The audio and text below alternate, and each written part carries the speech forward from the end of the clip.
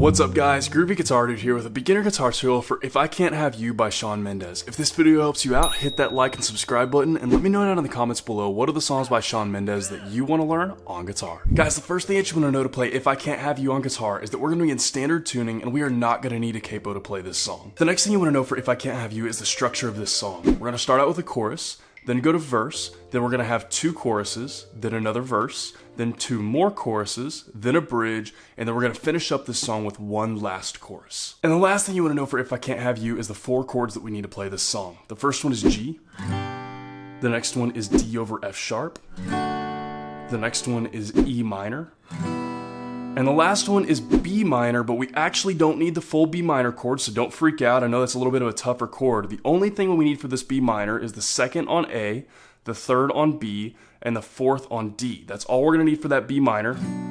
And I'm gonna have chord charts for all of those in the pinned comment below for those of you who need them. And guys, with all that in mind, let's dive into If I Can't Have You. Man, If I Can't Have You is one of those awesome songs that I got blown up with requests for immediately after the song came out. And I'm a huge fan of Shawn Mendes, so I was really stoked for that. And I also love teaching Shawn Mendes songs because they're usually pretty great for beginners and intermediate players. This one is a little bit more on the intermediate side because it's got that kind of fast picking pattern, but it's still a great one for beginners to work on and kind of expand into new territory with. So with that in mind, let's take a look at this chorus first, since that's the first thing that we hear in the song. So our chord progression for chorus is going to go like this. We're going to have a G, and then we're going to go to D over F sharp, and then E minor, and then back to D over F sharp, and then we're going to repeat that 3 times, and then we're going to finish that up with going G, D over F sharp, and then E minor, and we're going to hang out on that last E minor for 2 measures. We're not going to play it twice, but we're going to hang out on there for 2 measures.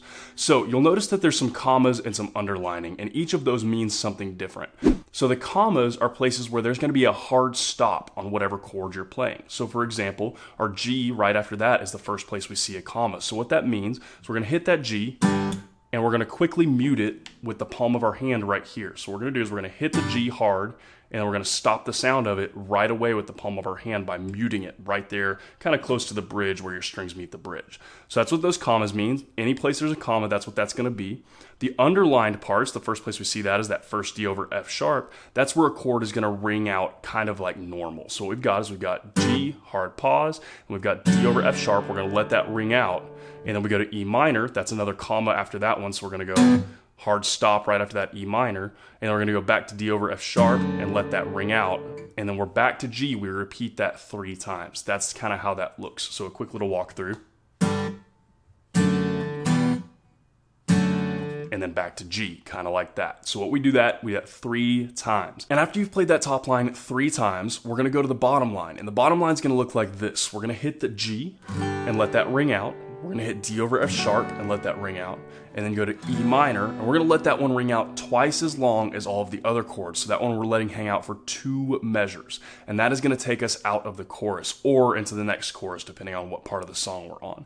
And that's it, guys. That's all we're gonna have for our choruses. So obviously the tricky part about that is figuring out kind of which chords to accentuate in which way and kind of remembering which ones go where. So just remember that the chords that are underlined are the ones that we're going to like let ring out and let hang out. And the chords with commas after them are the ones where it's kind of a hard stop right afterwards. And that'll help you kind of get that tone and that bouncy feeling that you hear in the choruses that are really, this is played on piano. So what we're doing, like this, at least this part of the song is played on piano. So we're trying to kind of mimic that piano. And so that really helps if you can kind of accentuate the chords in that way. So guys, with that in mind, a couple of times full speed through the chorus will look about like this.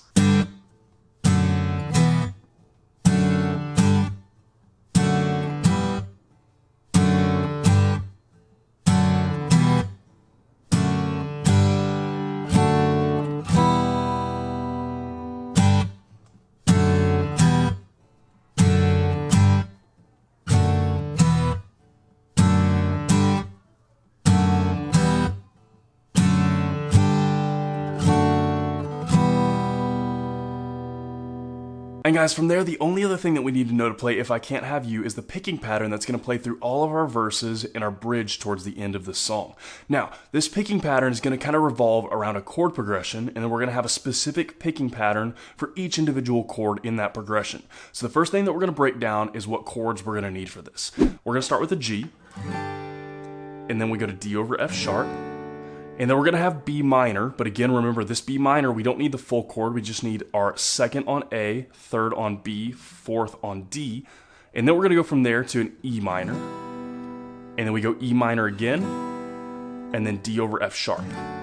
And that's the chord progression that's going to repeat through all of our verses and our bridge. Now let's break that down chord by chord and figure out exactly what the picking pattern for each one of those is going to be. We're going to start here with our G, since that's our first chord. We're going to go like this. We actually don't need our full G chord, so you can just use the strings that we're actually plucking if you want to. It's up to you. I'm going to use the full chords just so you can tell kind of where I'm at, but we're using the G chord here, but only use the ones that you need if you want to.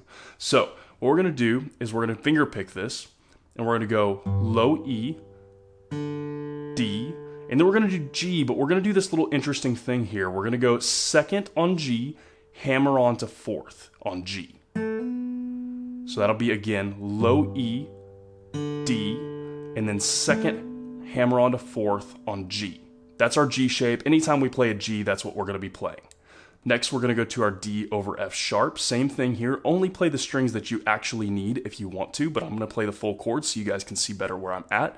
For this one, we're going to do very similar. We're going to go low E, D, and G. No hammer-ons or anything here. G is the only chord in this progression that we're going to be using any hammer-ons on. So again, for our D sharp chords, D over F sharp chords, we're going to go low E, D, G for each one of those.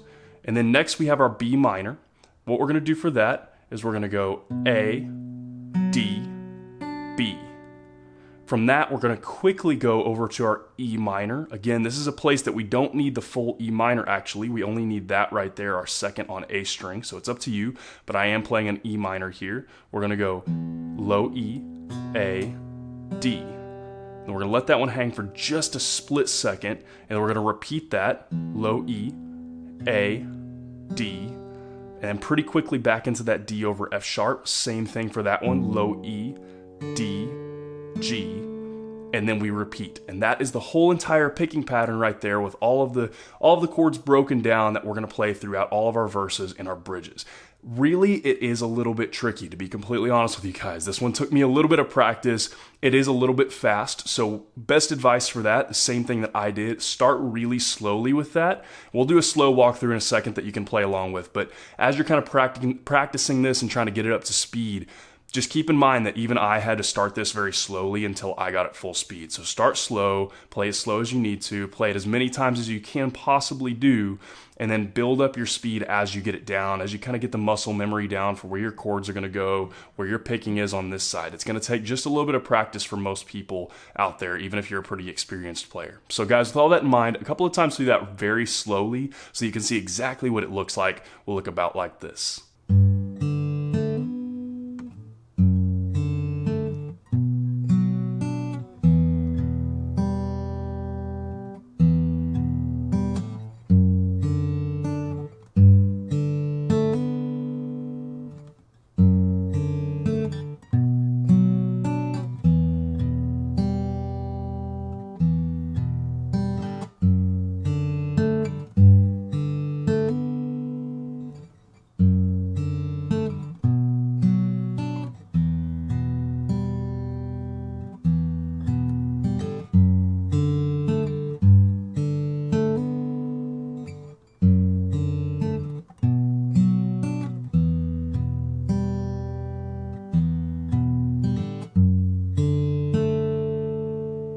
And guys, a couple of times full speed through the picking pattern that will play through all of your verses and your bridge for If I Can't Have You by Shawn Mendes will look about like this.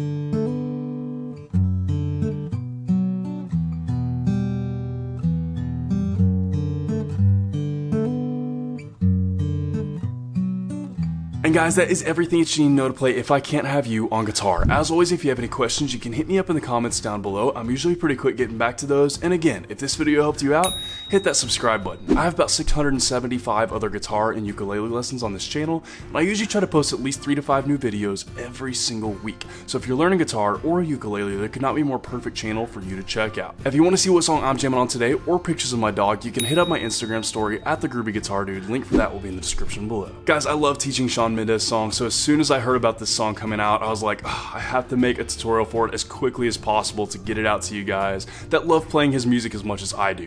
This is a great song. It is a little bit more on the intermediate level because of that picking pattern, and again, like I said in the lesson, that took me a little bit of time to get down as well. So if you can't get that down full speed right away, give it some time, start slow, and build up your speed as you get it down. That's exactly what I did, and I got it down pretty well eventually, and I'm going to continue to improve on it because there was still a few places where I messed up in there. But you guys get the idea. It's a great song, really cool. I love the different combination of picking and strumming in this song. Shawn Mendes is great at kind of blending those two things together in a very cool way. And again, the chorus is kind of piano based, and so we're trying to match up with that piano based chorus, but on guitar. And so it's a really cool, just musically dynamic kind of song, and I love that because Shawn Mendes is really good about creating those kind of things. So anyways, guys, I had a lot of fun learning this song. I hope you guys have a lot of fun learning it as well. I hope you have a wonderful day. I'll see y'all soon.